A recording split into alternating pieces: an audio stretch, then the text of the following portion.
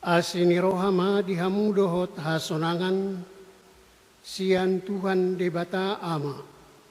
Anakna Tuhan Yesus Kristus, dohot sian tondi parbadia. Amin. Salam bagi kita sekalian. Firman Tuhan yang menjadi dasar renungan bagi kita pada minggu ini diambil dari Injil Lukas pasalnya yang ke-12, mulai dari ayat 13 hingga ayatnya yang ke-21. Demikian firman Tuhan di atas judul Orang Kaya yang Bodoh. Seorang dari orang banyak itu berkata kepada Yesus, "Guru, katakanlah kepada saudaraku supaya ia berbagi warisan dengan aku." Tetapi Yesus berkata kepadanya, "Saudara, siapakah yang telah mengangkat aku menjadi hakim atau pengantara atas kamu?" Katanya lagi kepada mereka, "Berjaga-jagalah dan waspadalah terhadap segala ketamakan. Sebab walaupun seorang berlimpah-limpah hartanya, hidupnya tidaklah tergantung daripada kekayaannya itu." Kemudian ia mengatakan kepada mereka suatu perumpamaan, katanya, "Ada seorang kaya, tanahnya berlimpah-limpah hasilnya. Ia bertanya dalam hatinya, 'Apakah yang harus aku perbuat? Sebab aku tidak mempunyai tempat di mana aku dapat menyimpan hasil tanahku.' Lalu katanya, 'Inilah yang akan aku perbuat. Aku akan merombak lumbung-lumbungku dan aku akan mendirikan yang lebih besar dan aku akan menyimpan di dalamnya segala gandum dan barang-barangku. Sesudah itu aku akan berkata kepada jiwaku, jiwaku, ada padamu banyak barang tertimbun untuk bertahun-tahun lamanya. Beristirahatlah, makanlah, minumlah, dan bersenang-senanglah.' Tetapi firman Allah kepadanya, 'Hai engkau orang bodoh, pada malam ini juga jiwamu akan diambil daripadamu. Dan apakah yang telah kau sediakan untuk siapakah itu nanti?' Demikianlah jadinya dengan orang yang mengumpulkan harta bagi dirinya sendiri, jikalau ia tidak kaya di hadapan Allah." Demikian firman Tuhan. Marende Meta. Pasu-pasu macam itu, umarasan hati, asoto matarida, lai hatami, diparangi di rohaku, roni pangaroki,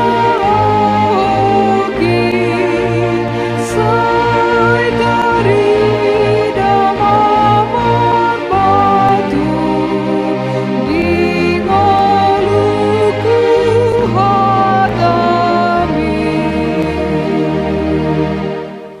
Saudara-saudara yang dikasihi oleh Tuhan kita Yesus Kristus, bagi kita terkhusus di kalangan orang Batak, ada 3 hal yang terus-menerus dicari dalam kehidupan, yaitu hamoraon, hagabeon, hasangapan. Kekayaan, keturunan, kedudukan, ataupun jabatan. Namun firman Tuhan hari ini menyoroti kekayaan yang sering menjadi fokus dalam hidup manusia. Tentu tidak juga terlepas dari kalangan pendeta. Pendeta juga memikirkan kekayaan.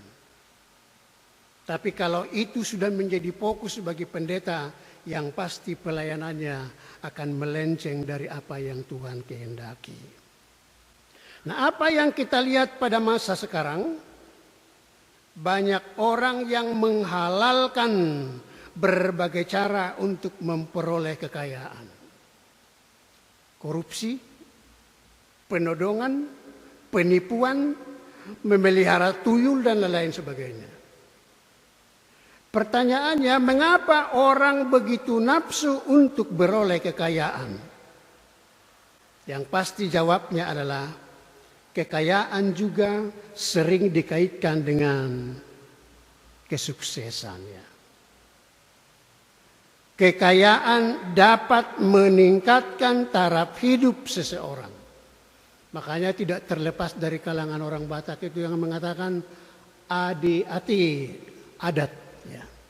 Adat dalam arti yang dipersingkat dari kata adong diiba, adong tondong. Semakin kaya seseorang akan semakin dicari oleh orang-orang lain. Makanya tidak alang di dalam kumpulan-kumpulan orang Batak pun, kalau orang yang kaya itu terlambat, selalu ada omongan begini, kita tunggulah. Tapi kalau memang masyarakatnya atau orangnya adalah dari kalangan rendah, dipertanyakan, siapa lagi yang mau ditunggu? Si itu, nggak usahlah ditunggu. Inilah yang kita boleh lihat di dalam kehidupan orang Batak, bahwa kekayaan itu dapat meningkatkan taraf hidup. Kekayaan juga sering dikaitkan dengan kepandaian. Antara lain dari sudut intelek. Orang-orang yang intelek itu memiliki kekayaan yang berlimpah. Dan kebijaksanaan, yaitu orang yang bijaksana dalam konteks firman Tuhan membangun lumbung besar yang menjadi planning untuk masa depannya. Mengumpulkan harta sebanyak-banyaknya tanpa memikirkan hidup yang akan datang. Namun yang disoroti Yesus melalui Lukas ini adalah suatu yang bertolak belakang. Ya.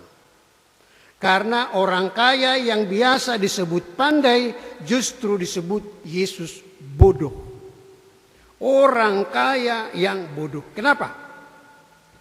Yang jelas adalah karena berkat yang luar biasa yang diperoleh orang kaya itu, yang sudah dia terima ini selama-lamanya atau selama belum masih jauh di belakang, dijadikannya untuk memuaskan dirinya. Dia simpan, dia tumpuk, dan lain-lain sebagainya. Dan dijadikan sebagai apa? Tujuan akhir dalam hidupnya. Inilah kebodohan itu. Kemudian orang kaya itu tidak punya ketergantungan kepada Tuhan dan sosialisasi terhadap sesama.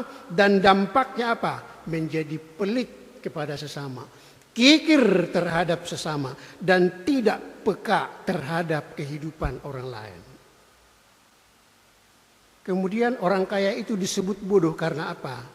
Karena orang kaya itu hanya punya target di dunia, yaitu menjadi orang yang kaya besar dan tidak kaya di hadapan Tuhan. Padahal Yesus sudah katakan dalam Injil Matius 6 ayat 20. Kumpulkanlah hartamu di surga, di mana ngengat dan karat tidak dapat merusaknya dan pencuri tidak dapat mencurinya. Jadi tidak salah mengumpulkan harta di dunia, tidak salah. Tetapi kalau itu terlepas dari ketergantungan kepada Tuhan, maka disitulah yang disebut kebodohan itu. Saudara-saudara yang dikasihi oleh Tuhan, Yesus tidak pernah melarang manusia menjadi kaya, termasuk kita yang hadir di sini.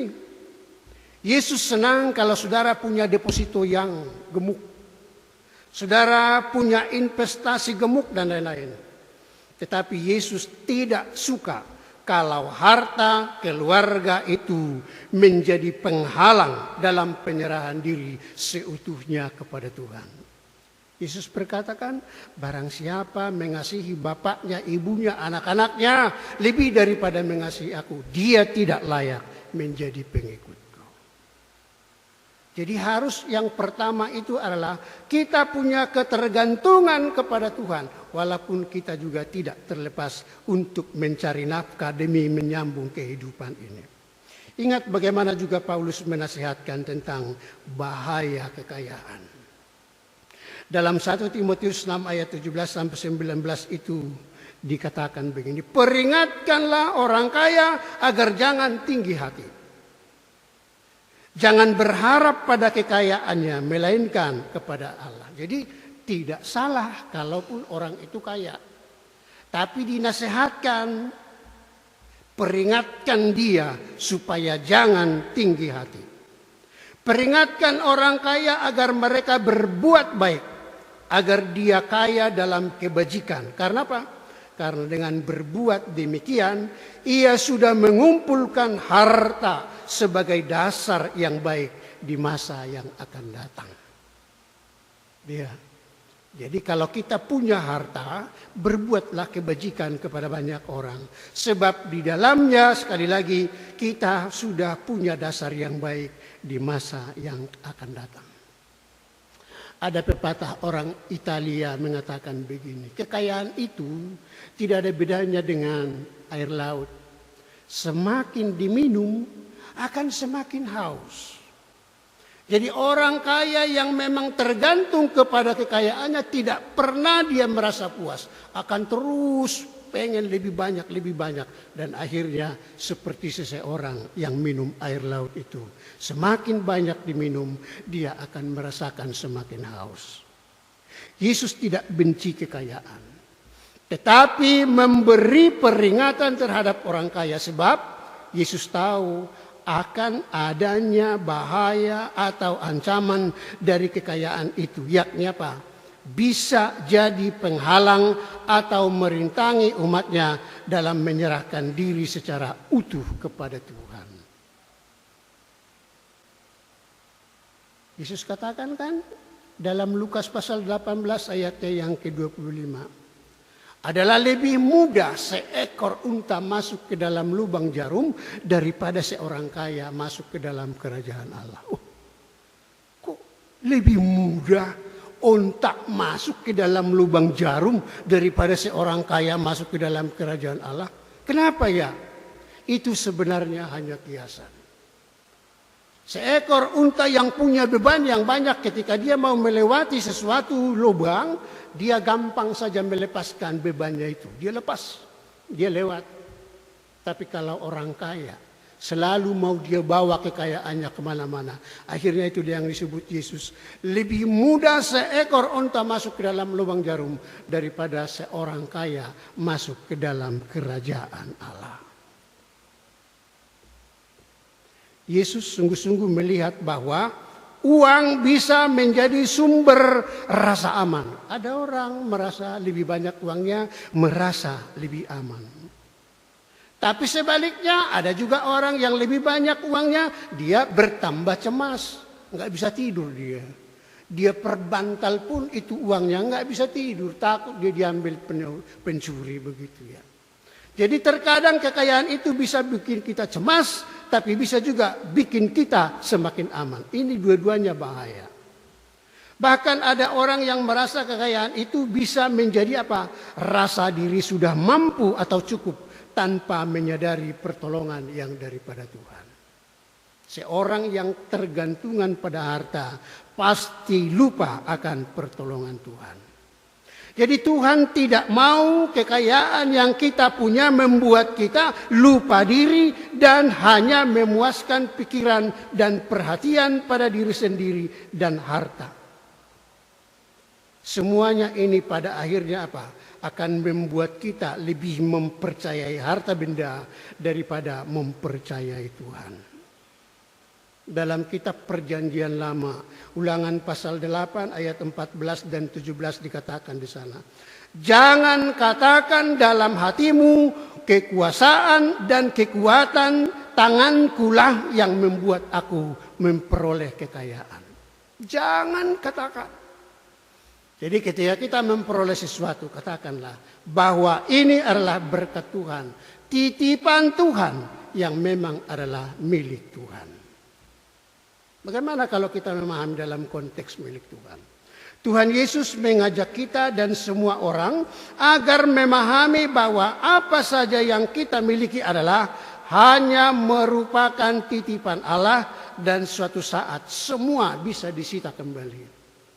Semua adalah titipan. Berarti suatu saat yang punya titipan itu boleh mengambil semuanya. Dan kalau itu yang terjadi bagi orang-orang kaya, karena apa? Karena memang dia sudah menjadi sombong. Saudara-saudara yang dikasihi oleh Tuhan Yesus, orang kaya yang bodoh itu terus-menerus ingin memperoleh lebih banyak harta. Itulah yang disebut ketamakan itu. Semakin ingin memperoleh lebih banyak dan menjadi orang yang tamak. Jauhilah ketamakan itu. Surga tidak dapat dibeli dengan uang dan harta benda tidak dapat menjamin kebahagiaan kita.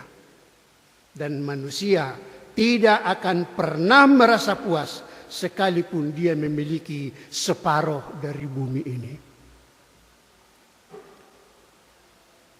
Kita patut memandang kekayaan atau harta benda yang kita miliki bukan jaminan kesejahteraan. Sebab hanya Tuhan satu-satunya yang menjamin keberadaan kita, baik di bumi maupun di sorga. Uang, rumah, jabatan, kedudukan tidaklah abadi. Sebab begitu kita mati, berakhir jugalah manfaat dari semua harta yang kita miliki itu. Ada peribahasa yang mengatakan begini.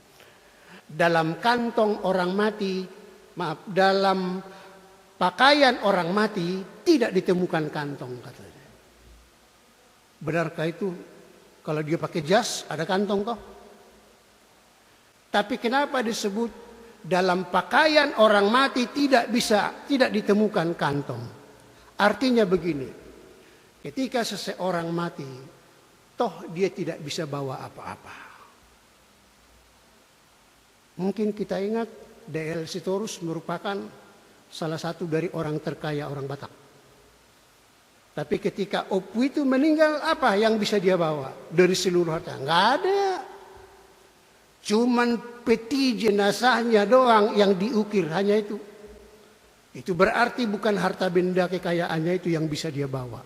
Semua dia tinggalkan. Jadi pengertian dalam pakaian orang mati tidak ditemukan kantong karena memang dia tidak bisa membawa kekayaannya itu ke dalam liang lahat. Bagi orang Batak apa? Hanya ulos doang ya.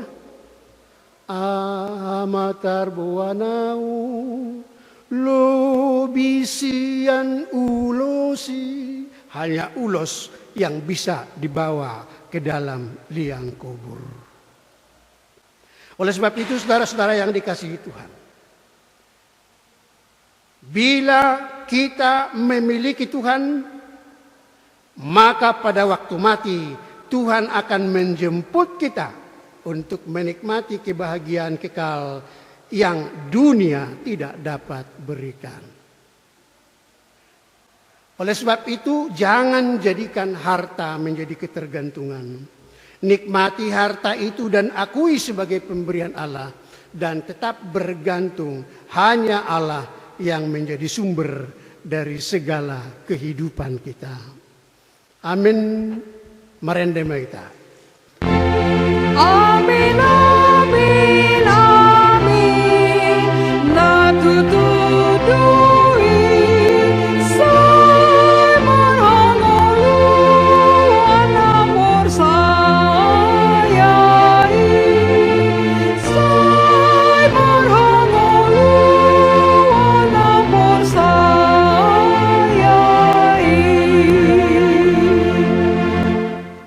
Mari kita berdoa.